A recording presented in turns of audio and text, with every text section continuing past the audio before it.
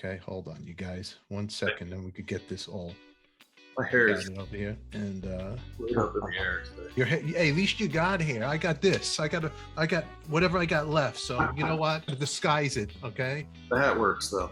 And Billy, it's very nice to meet you, man. So thanks for coming on here. Appreciate your time. Hey, and listen, guys. Pals with Chuck Eric and yeah. I picked the wrong doors all the time. I almost was in. I could have been in your band. Get the recording together, and if you hate me, you could leave anytime. I'm from Brooklyn. I could take it. I could take it all. So as everybody on YouTube, Artists on Record, your ultimate intimate conversation with your favorite artists, the Boxmasters are here. If you like music from the 60s, because I do, and whatever I like, you gotta like, you're gonna love. Their new album is coming out, Help, I'm Alive. So give them a round of applause. They're in the studio. The Boxmasters themselves.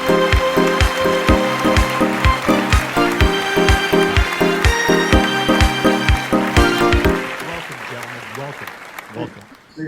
You know, it's like being on the Tonight Show. It's like, you know, anybody can have a success show in their living room. Well, I'm in the basement. My wife. Couch, you know, it's just like on a TV show.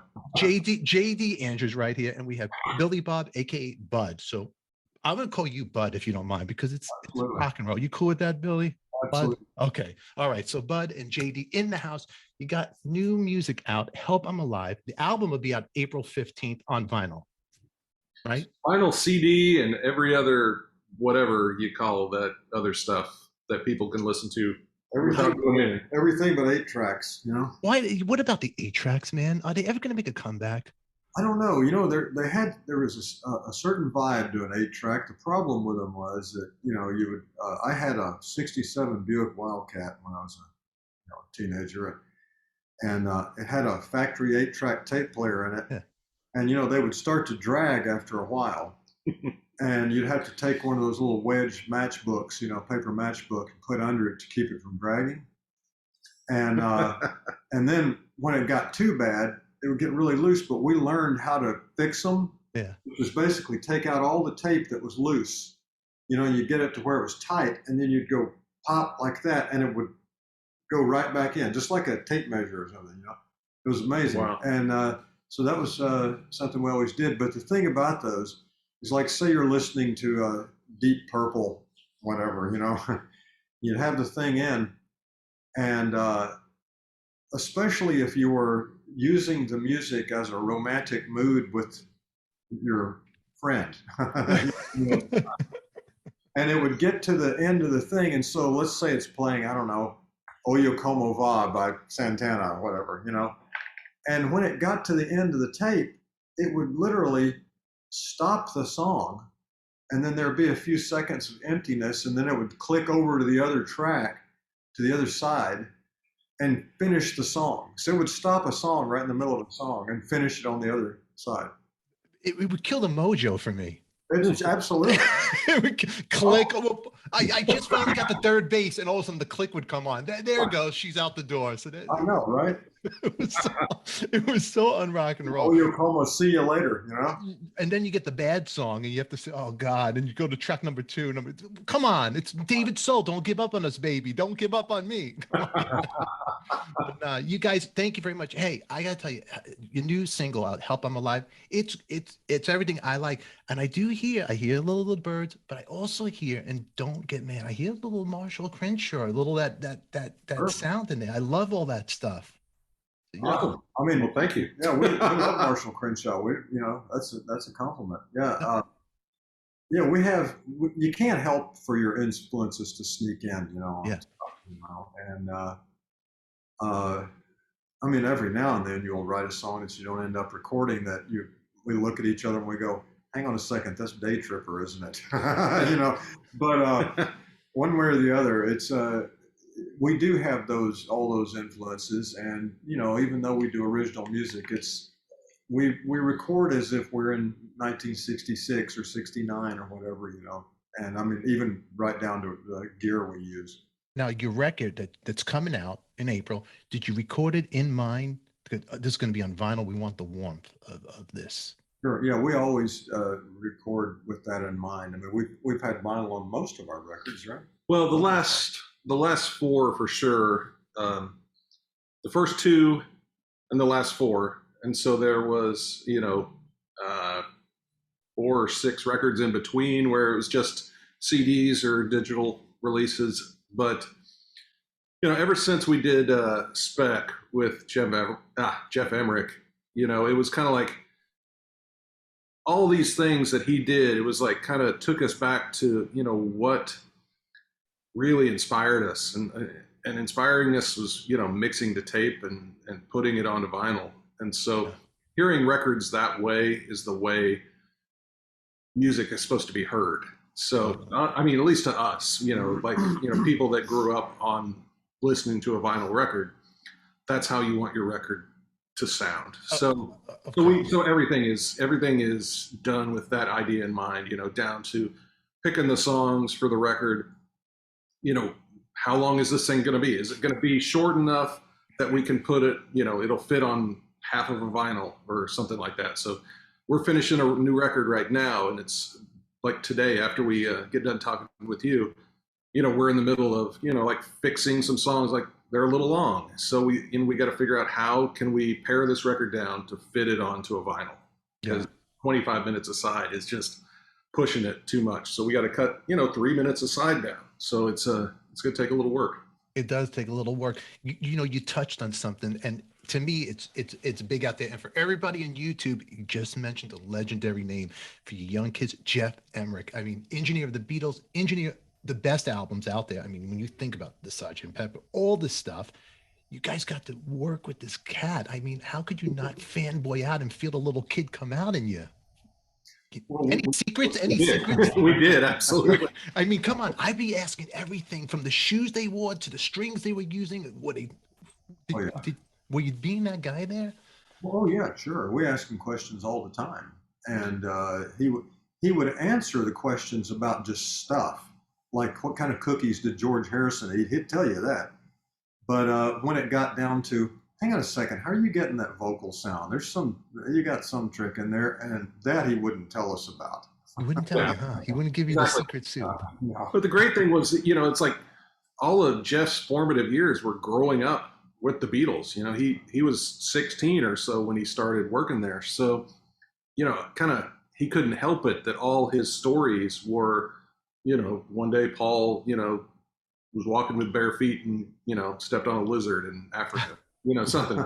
And so, every story. And so like, it's just, we wanted to hear more stories about Badfinger or, some of the other bands that he worked with, the America and whatnot. But when it all came back down to it, the Beatles were the guys he grew up with. So, those were most of the stories that we heard. And, we just sit there like kids, just like, Totally. I had a moment on the show. We had Jack Douglas on the show, and he talked about that day when Lennon passed away. And you know what's so crazy?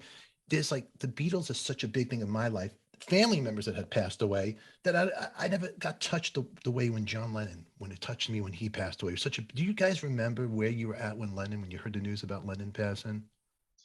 Yeah. It was. I was just laying around watching TV as usual, and they cut in with a bulletin, and I think I was still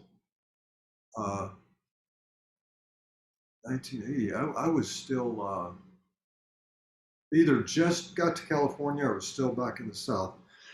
I can't remember. I just remember I was laying on my ass watching TV. Yeah. But no, it was so shocking. And I mean, the two things that, at least guys from my generation remember are the Kennedy assassination and the John Lennon assassination. I mean, they were both just so, life-changing, and also some of the positive things that people like that were involved with. I mean, a lot of people are musicians today because they saw the Beatles on Ed Sullivan in 1964. I mean, if you ask most people who were alive then, so what got you interested in music? They always say when the Beatles were on Ed Sullivan. I mean, and so when people say these days that, oh, well, listen to this or listen to that, I always tell people, I said, look, we're not being old guys when we say this. I mean, some things you can be. I mean, like, my daughter will make fun of me sometimes, about stuff I say, but, dad jokes and all that. But, when it comes to certain things, it's just true. And it's just true that the best music, if you're a rock and roll fan, was, and this is not to say there can't be great music now, but if you look at what happened between 1955 and 1975, you don't have enough paper in your house to write down all the people who are classic, like legendary people who will live forever. And then from 75 till now, you got enough paper. Totally right. Totally right. I mean, it was definitely a different time. And I hate using the expression back in our day, but really music was so good. Like you see behind me, even like I have back Jan and Dean. I would stare at these records, Beach Boys, Jan and Dean. I'd living in Brooklyn. I go, man, the beach, the weather, you think surfing, and you'd get lost in these albums, stare at it, because you didn't have the internet, the Google, the blab the TMZs. You wouldn't. There was a mystery behind the entertainer, the musician, and you just read everything. You want to know everything from the credit, engineering, all this, the thank yous, and you just get lost in a record. It was a storybook too. It was our Mother Goose books for me. Well, the less access you have, the more people become idols, I believe. Absolutely. So, it's like today there's so much access. Like, let's say you're watching one of the cable channels and you see an actor dressed up like, he's in the 1600s sitting in a director's chair telling you all about what the movie's about. Well, I already saw the movie then. I saw the guy, I see him wearing the garb, and he's told us what it's about because the studio wants you to tell him. Mm-hmm. Yeah, it's done. And back then, like you said, we would go into the record store when we couldn't afford to buy a record and just read what was on the album cover and stare at it. And so to us, these people were so, there was an unattainable thing about it. It's like, I'll never meet Paul McCartney. Or 100%. what I mean? It's like, I won't even meet the mayor of the town I live in, let alone that. What I mean?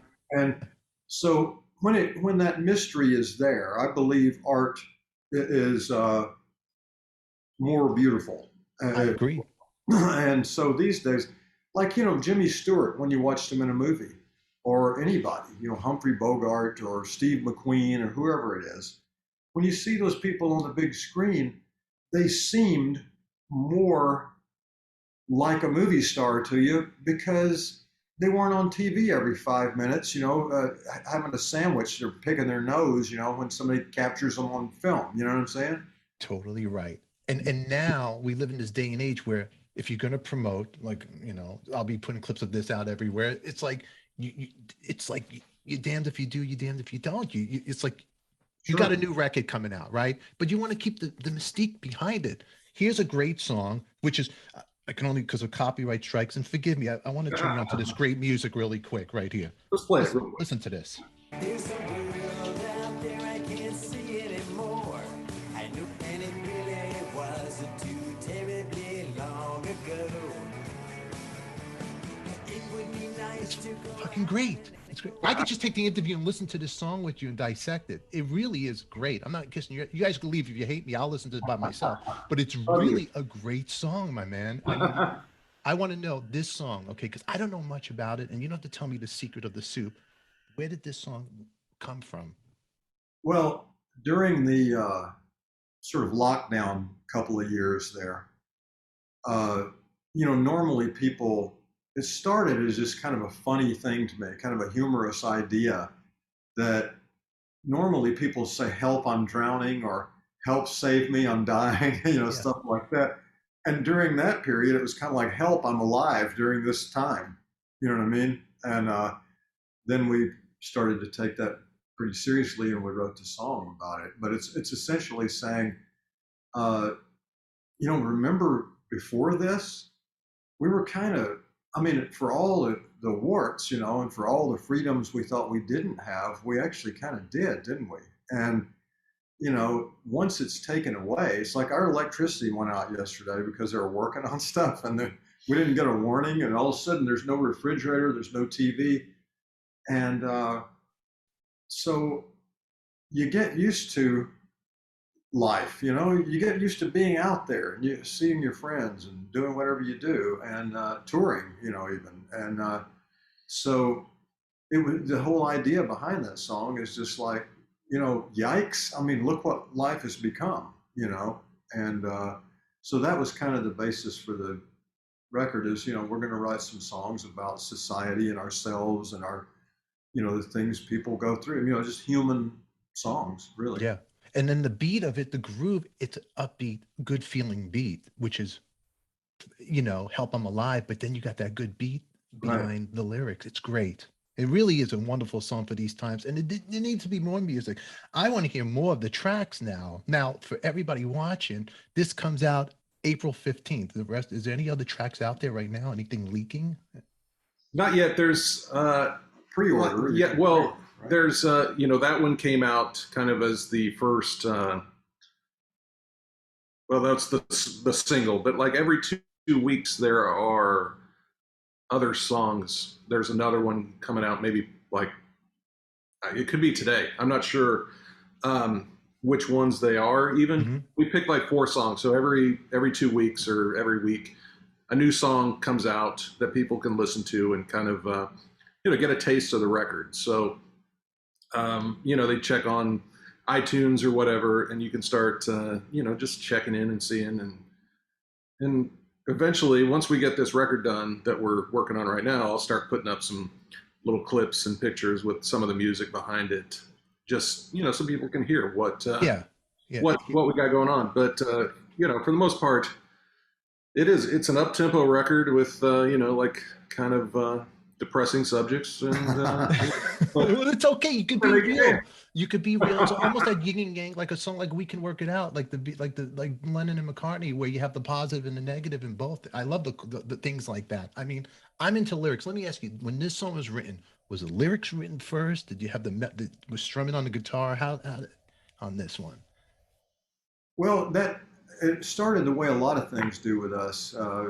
I was just walking around the house in my drawers, and I start singing "Help I'm Alive" with that melody. You had the melody in your head. You just came, okay. We usually come up with a melody and an idea first.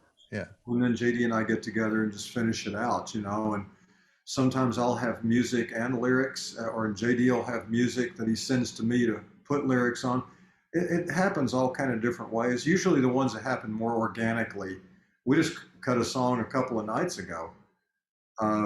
That we were done with this album we're working on, and then all of a sudden I called JD up and I said, "Hey, check this out." And the next thing you know, we cut that. So now we're trying to figure out how to put 13 songs on it. But the thing is we both knew this is a great song, and once again, it's like it's a pop rock song of the '60s, and but the theme is pretty sad, but it's sad. If you heard it, you would think it was like California Girls or something. Totally. You totally get that good feeling, because at first the music, you're not listening to how I listen to it. The music, the groove. I'm like, wow, this is great. And then my wife goes, "What is that?" I go, "It's the Boxmasters. It's a new song." She goes, "Oh, wow, I really like that." And my wife is 10 years younger than me. I'm 54. So she likes it. She likes Poison. My wife only wants Poison. I'm like, come on, honey. She won't watch a black and white film with me. Don't even start. But anyway, I'll tell you my marriage problems later. Then I'll be moving in with you guys. But, yeah, I'm like, listen to it. And then I went the second time around, started listening to the lyrics. I'm like, oh, here I am smiling. Then I am listening to the lyrics. So I'm like, but it's a great song. I got to ask you now, because the people out there watching, Bud, you started as a drummer, really, right? Did you start as a drummer originally? Is this true? Yeah. Well, and I play the drums on the records. I mean, we have a guy live, but JD and I play all the instruments and do all the singing on the records. But it's kind of like Steely Dan. It used to be only we don't call in the other guys, but once in a while we do. But I started out playing drums, and then in high school, was a lead singer with 2 or 3 different bands, and some I did both. And first instrument I got was a guitar with nylon strings, so I learned how to play House of the Rising Sun. That's what I was just going to ask you. What song? That's what I learned how to play in a book. I was learning out the chords, but I couldn't play it on guitar. I only knew the bass notes. I go, I'll stick to bass, 4 strings. You only need 2 or 3 anyway. Yeah, I know. Yeah. It's true. How did you guys meet? I was working on a solo record for Called Beautiful Door. It was on a Universal, one of Universal's subsidiary labels, and my engineer that I'd had for 4 solo albums, he got a really lucrative job doing sound for a television network, and so a mutual friend of ours who knew the old engineer too said, "Hey, yeah, I know somebody who might can finish up the record," because the record hadn't been mixed yet, and it wasn't even quite. Well, it wasn't. finished. Yeah, no, there was Stuff left to do. Yeah, there was still overdubs. Like Background there was still vocals temp. and There was still drums. temp bass. Yeah. There was some drums and vocals that you wanted to redo. Pretty much all the guitars were done. I don't even know if the keyboards were done. No. So yeah, it was supposed to be a 3-week project, and that I was getting brought in to help tidy up the record. And somewhere, like in the 2.5 week, Billy's like, "Hey, got to record a song for a Canadian TV show. How about you learn Lost Highway, the Hank Williams song, and let's record it tonight." So I sat there and figured out how to play it, and because I was just a recording engineer, can play some guitar, but we cut that song and it just had a cool thing to it. So we finished up Beautiful Door, and Billy's like, "Hey, learn this song, this Chad and Jeremy song. Let's record this tonight." Yeah. And so, we just started, would do a few covers, and then all of a sudden, Billy had an idea for a song. Let's record this song. So it just kind of just kept going. All of a sudden, we had a whole bunch of songs recorded, and called in another friend of mine to come play guitar with us. And we're on the road. And that's it. Now it's been 15 years, and it's like we just keep going strong, and it's like the 12th Boxmasters record coming out, and I'm going to tell you. I'll tell you this song right here. It's one of my favorites out of the stuff. And Billy, you don't even notice, because I remember when you first got the studio, and I remember Eric Singer is a good friend of mine, and he says hello to you, by the way. I went with him because I think was I playing with Dee Dee Ramone at the time? I forgot. But I went with him, and then Chuck Garrick was playing bass. Man, I'm like, why? I ain't getting a call for Billy, but what, I'm like, what the hell? What the hell's going on here? But anyway, I remember, because it reminded me, the studio reminded me of like Hitsville, because that studio was down, like the Funk Brothers, for the Motown people out there. And I remember you guys starting this band. I'm like, wow, this sounds pretty cool. So I was always a little jealous. So guys, whoever's watching, Shotco, you guys, I'm jealous. Oh, I mean, I played with those guys because of, Chuck played with us with the Boxmasters some, but I played with those guys because I knew them all anyway, just from through Slash. So Alice asked me to do that Christmas pudding thing of his, and so the guys came over because they were all playing with Alice at the time. Eric and Eric Dover. Eric Dover, yeah. Ryan, Roxy, all those guys. So they came over and, learned some of my solo songs, then that's what we did at the Christmas Pudding down in Phoenix there.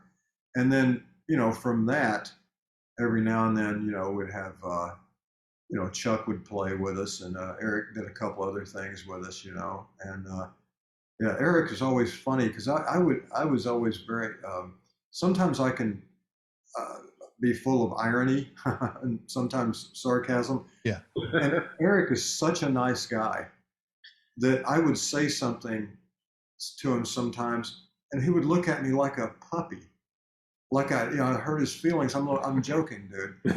Oh, okay. Because he really is a sweet guy, Eric. He really is. He always was. I've always loved that guy. He just and a hell of a drummer too, I speak to him every day, and then actually he goes, "Oh, maybe I should come on." I go, "No, I can't kill it. You can't kill the interview. I got 25 minutes, and they'll never talk to me again."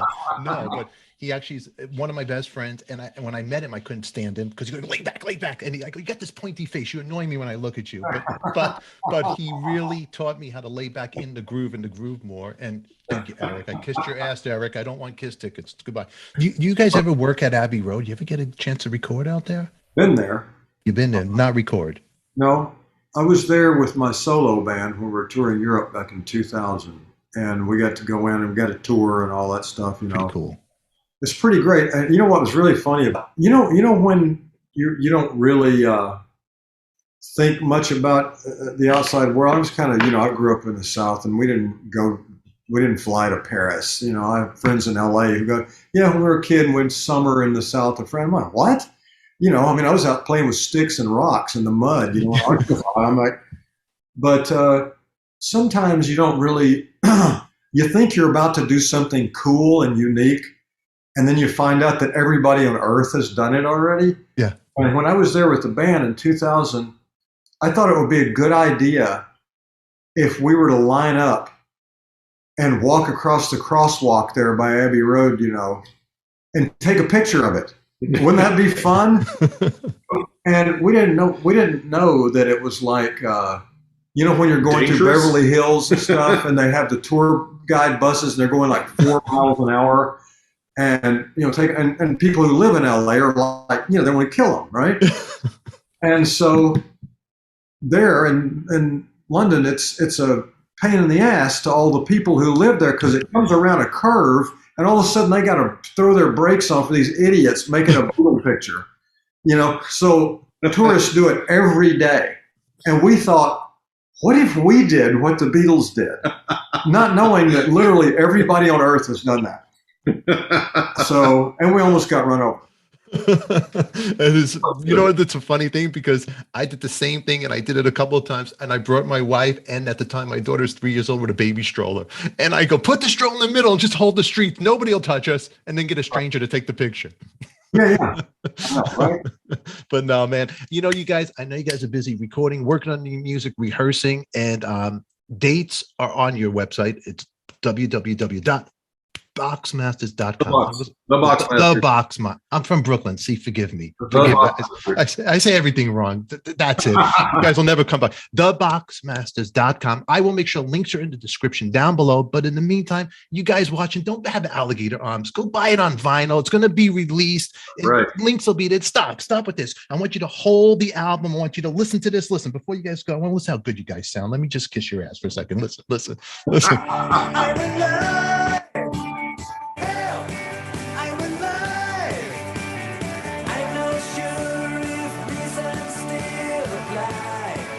Okay, everybody on YouTube, you're listening to Help I'm Alive. That's right. Help and Get Alive. Go online, pre-order it now. Take your alligator arm, stick in your pockets, and Exactly, it's on sale. Make it happen. That's it. You cheap asses out there. Don't be so cheap.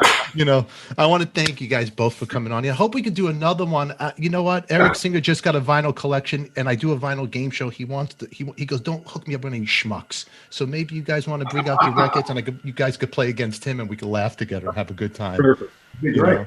But I'd love to do it. And hey, on one more note, if you ever looking for a bass player, don't call Chuck, call me. All right. Thank you guys for being here. It's been a real pleasure hanging with you guys. All right, everybody. Thank you on YouTube. Thank you. Subscribe, hit that bell, all that stuff. Share it and check these guys. You guys are on Instagram too and everything, right? _Boxmasters_official. That's us. That's it. And I'll make sure the links are there. Okay. We are done. The show is over. Thank you guys for being here. Thank you. All right. Thanks. It was really a good time for chatting with you guys. And we could have done it.